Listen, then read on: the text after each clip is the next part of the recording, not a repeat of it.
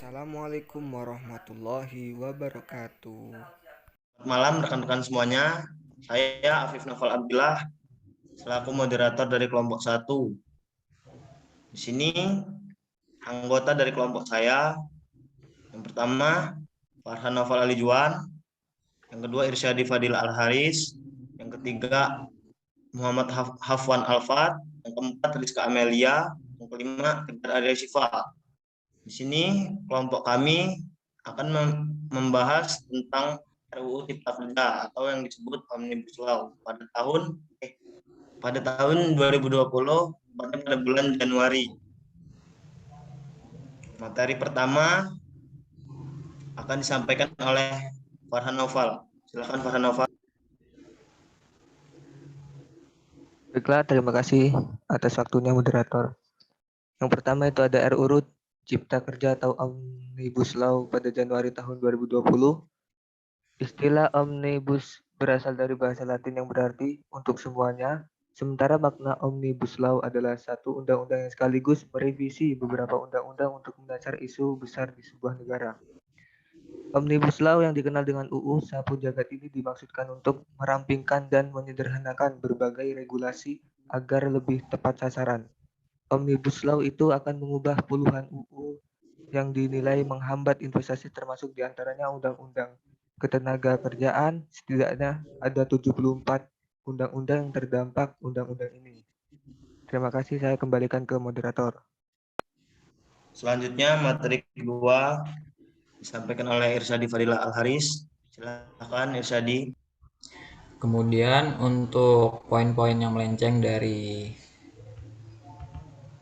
Pancasila, yang pertama ada pasal 79 ayat 2 huruf B. Pasal ini mengatur bahwa istirahat mingguan pekerja ini menjadi 1 hari dalam waktu 6 hari kerja. Artinya aturan 5 hari kerja dihapus dalam undang-undang ini dan hak cuti berpotensi hilang seperti cuti melahirkan bagi perempuan karena hak upah pekerja atas cuti hilang. Kemudian yang kedua ada pasal 88C mengenai penghapusan upah minimum kota atau kabupaten dalam kurung UMK sebagai dasar upah minimum pekerja. Adanya penambahan pasal ini akan mengakibatkan banyaknya tenaga kerja yang tidak dapat memenuhi kebutuhannya akibat dari perbedaan biaya hidup di suatu daerah yang berbeda. Selanjutnya, saya kembalikan kepada moderator. Oke, baik. Materi selanjutnya akan disampaikan oleh Muhammad Hafwan Alfat. Silakan Hafwan.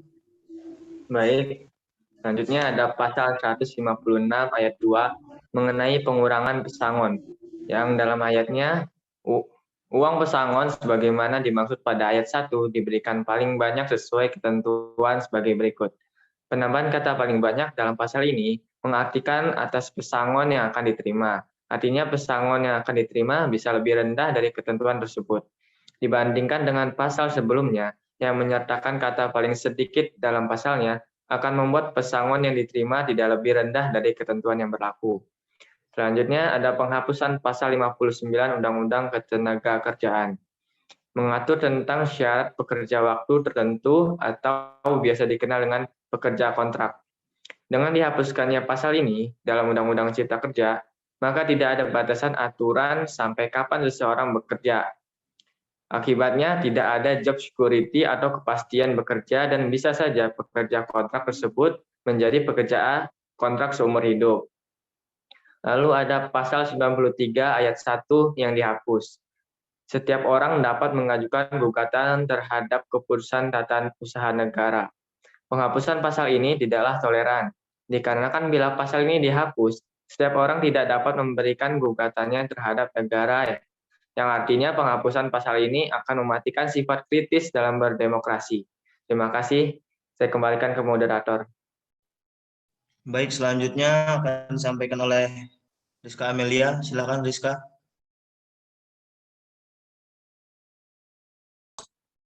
Solusinya yaitu dapat dilakukan masyarakat yang menolak Undang-Undang Cipta Kerja adalah dengan terus mengawasi dan mengkritisi penerapan dari Undang-Undang Cipta Kerja. sehingga pasal-pasal yang membahayakan dan merugikan masyarakat tidak merugikan masyarakat, bangsa, dan negara. Yang kedua, dengan menyuarakan rakyat agar RUU dapat diubah dan tidak merugikan rakyat, karena seharusnya pemerintah mensejahterakan masyarakat kecil bukan malah menyengsarakan. Jika tidak dapat diubah secara keseluruhan, setidaknya sebagian agar buruh tidak tersiksa karena RUU tersebut. Dan yang terakhir, seharusnya pemerintah menambahkan lapangan pekerjaan bagi para pekerja yang tidak mendapatkan job kontrak seumur hidup, sehingga kebijakan pemerintah menjadi solusi agar berkurangnya angka pengangguran di Indonesia. Baik, selanjutnya Togar Arya Siva, dipersilahkan membacakan. Jadi kesimpulan dari presentasi kali ini, Omnibus Law memiliki banyak kelemahan di dalamnya, terutama bagi masyarakat menengah ke bawah. Hal ini tertuang dalam pasal-pasalnya yang mendukung ketidakadilan bagi kaum buruh seperti hilangnya jaminan pekerjaan yang layak dikarenakan outsourcing, dan kontrak bisa semakin merajalela.